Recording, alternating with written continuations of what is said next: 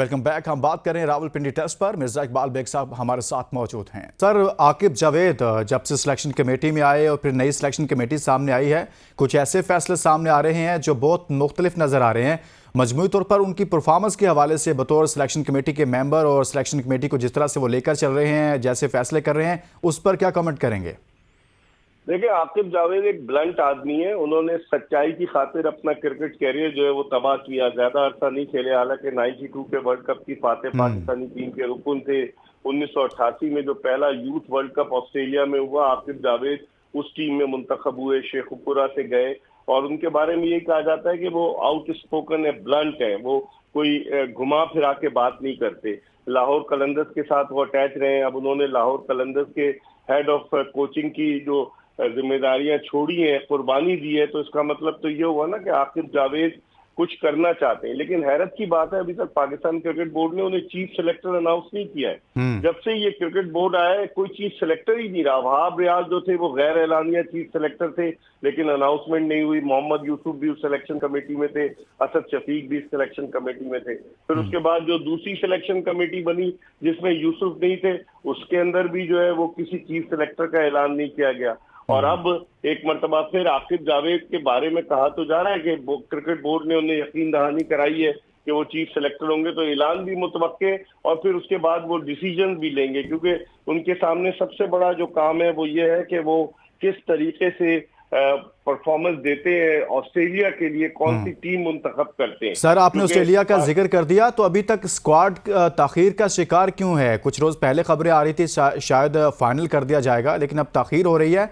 और कहा यह भी जा रहा है कि जो कोच हैं और आकिब जावेद हैं, उनके दरमियान कहीं ना कहीं तनाव पाया जा रहा है कि आकिब जावेद नए फेसेस, न्यू जो प्लेयर्स हैं, उन यंगस्टर्स को मौका देना चाहते हैं, जबकि कोच और दीगर कुछ लोग जो हैं वो माजी के वही प्लेयर्स जो 4-5 साल से 6-7 साल से खेल रहे हैं, उनको दोबारा से लाना चाहते हैं। ऐसा है? नहीं, अभी जो डिले जो हो रहा है वो तो कप्तानी का मामला है ना, क्योंकि मोहम्मद रिजवान के बारे में कहा जा रहा है कि उनकी मुलाकात मुतवक्के पीसीबी के चेयरमैन मोहसिन नकवी से, और उसके बाद ही कप्तान जब मुंतखब होगा, कोई कप्तान बनेगा, तो उसकी कंसल्टेशन तो शामिल होती है ना, क्योंकि मैदान में तो उसने खिलाड़ियों को लड़ाना है। जी। और ये वाले कोच जेसन गिलेस्पी तो टेस्ट के हैं, आपके रेड बॉल के हैं। व्हाइट बॉल के कोच तो गैरी कर्स्टन है। ये लोग गैरी कर्स्टन से भी जो है टेलीफोन पर मुज़ाकरात करेंगे, उनसे कंसल्टेशन करेंगे। ऐसी ये महज अफवाहें हैं कि आकिब जावेद और जो व्हाइट बॉल के कोच हैं उनके दरमियान इख्तिलाफात हैं, ऐसी कोई बात नहीं है। अच्छा सर, ऐसी भी कुछ इतलात हैं, बाज़ हल्के ये कह रहे हैं कि कोई सरप्राइजिंग कैप्टन भी हो सकता है, या कोई इस हवाले से रिजवान से हटकर भी कोई हो सकता है। तो रिजवान फाइनल हो चुका है या फिर कुछ और भी हो सकता है?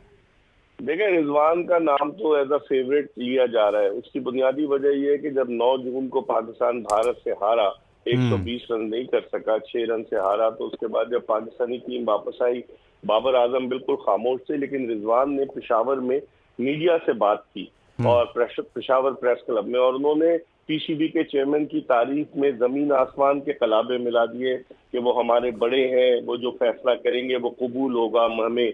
तो इसका मतलब है उन्हें कहीं ना कहीं से वो लाइन टो कर रहे थे कि उन पर कप्तानी का ताज सज सकता है। लेकिन आप सही कह रहे हैं कि एक सरप्राइज भी हो सकता है रिजवान के अलावा भी। पहले हारिस का नाम लिया जा रहा था, लेकिन मोहम्मद हारिस इतने केपेबल नहीं है कि वो पाकिस्तान की सीनियर टीम को लीड कर सके। बाद लोग ये सजेशन भी दे रहे हैं कि बजाय इसके कि आप रिजवान को कप्तान बनाए, शान मसूद को ही कंटिन्यू करें। अगर पाकिस्तान ये सीरीज जीतता है तो शान मसूद को T20 में, क्योंकि वो आखिरी जो T20 वर्ल्ड कप हुआ था 2022 में, शान मसूद उसमें पाकिस्तानी टीम का हिस्सा थे। तो अब देखें कप्तानी का ताज किसके सर पर सजता है। ये भी पाकिस्तान क्रिकेट में ही इस तरह की चीजें होती हैं। पाकिस्तानी टीम को इस माह के बल्कि नवंबर के इस माह के आखिर में रवाना होने ऑस्ट्रेलिया। 4 नवंबर को पाकिस्तान का पहला मैच है मेलबर्न में, वनडे डे एंड नाइट। तो अब देखें ये कब ऐलान करते हैं। अच्छा सर, मोहम्मद आमिर की वापसी की भी खबरें आ रही हैं, तो आप समझते हैं कि अभी उनकी ज़रूरत है, उनको वापस लाना चाहिए, या फिर नहीं बल्कि यंगस्टर्स को मौका देना चाहिए? जितना मैं आकिब जावेद को जानता हूँ, आकिब जावेद कभी भी मोहम्मद आमिर के हक में नहीं जाएंगे। ये तो खबरें उड़ाई जा रही हैं कि भाई आप अगर नहीं खेलना चाह रहे, आपने वहां पर वर्ल्ड कप में आपकी परफॉर्मेंस बस वाजिबी सी रही, फिर आप लीग पे तवज्जो दे रहे हैं, तो ये थोड़ी कि आपको घर से बुला कर खिलाया जाएगा।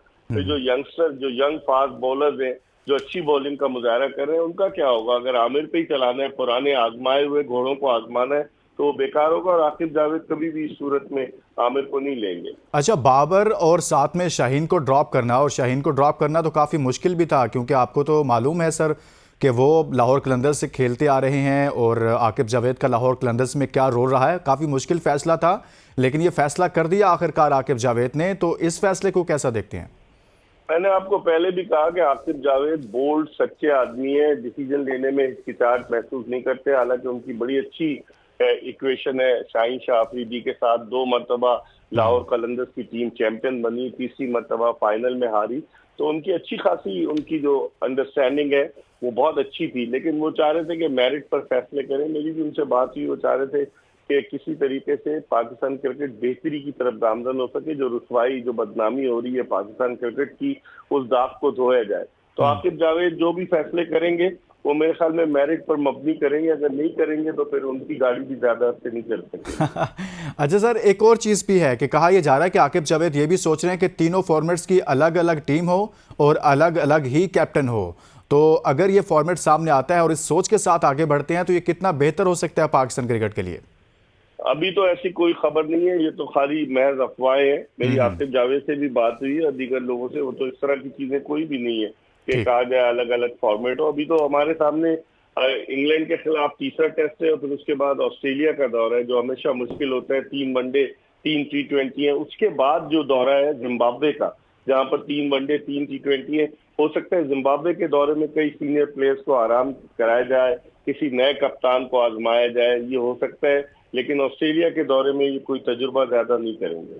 तो ऑस्ट्रेलिया के दौरे में जो तजर्बाकार बैट्समैन हैं, जैसे बाबर आजम है या फिर बॉलर हैं शाहीन अफरीदी, तो क्या फिर उनको ऐड नहीं कर लेना चाहिए अगर मुश्किल दौरा होता है मिर्जा इकबाल बेग साहब? देखिए, उसमें यही होगा ना कि मेरे ख्याल में जो आकिब जावेद या जो कोच गैरी कर्स्टन है, वो नहीं चाहते कि बाबर आजम इनिंग्स ओपन करें T20 में। वनडे के लिए तो वो सही है, और शाहीन आफरीदी की फिटनेस पर भी क्वेश्चन मार्क है। तो क्या दोनों फॉर्मेट के लिए इनको सेलेक्ट किया जाता है, ये भी देखना होगा, या एक फॉर्मेट के लिए यानी 3 वनडे के लिए लिया जाता है या 3 T20 के लिए, देखना होगा। और डिपेंड करता है सिलेक्शन कमेटी की थिंकिंग पर कि वो क्या सोचती है। बहुत बहुत शुक्रिया। Senior sports journalist Mirza Iqbal Baig साहब हमारे साथ मौजूद थे और हमने बात की है रावलपिंडी टेस्ट के हवाले से और ऑस्ट्रेलिया को लेकर पाकिस्तान का जो स्क्वाड सामने आ रहा है उस पर डिस्कशन की है। इसके साथ इजाजत दीजिए, अपना बहुत सारा ख्याल रखिए। अल्लाह हाफिज।